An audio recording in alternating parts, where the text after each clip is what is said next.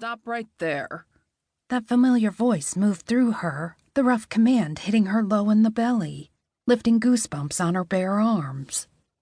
There was no way she could run now and keep her dignity intact. Planting her hands on her hips, she took a deep breath and mentally prepared herself for the devastation that seeing Deacon again would bring, then spun around. God damn it!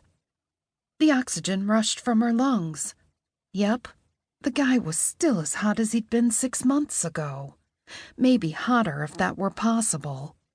It was all still there in mouth-watering abundance. The broad shoulders, the long legs, the rugged good looks and piercing green eyes, that melt-your-panties dimple in his chin.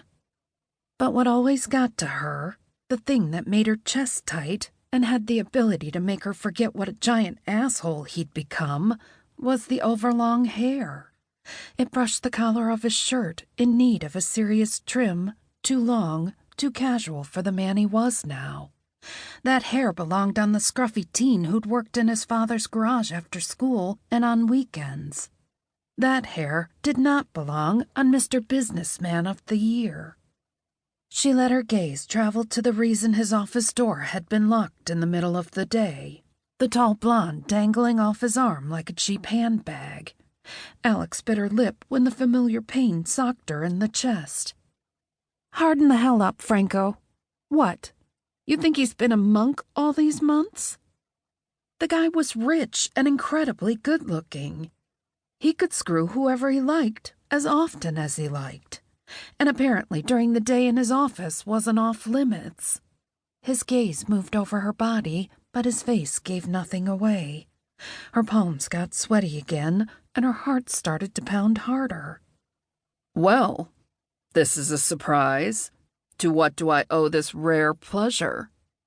She didn't miss the hint of bitterness in his voice because the bastard wasn't trying to hide it. The blonde hadn't retracted her claws from his arm and looked Alex up and down like she was something the rodent-sized frou-frou dog she no doubt had at home had just dragged in. "You know why I'm here, Deke, so cut the bullshit." Gasps came from the receptionists, whose heads were so close together now they could pass as conjoined twins, and Deacon's blonde narrowed her eyes like she wanted to scratch Alex's eyes out of her head. The blonde turned into him and smashed her impressive breasts into his side. "Who is this, Deacon? We're supposed to be having lunch."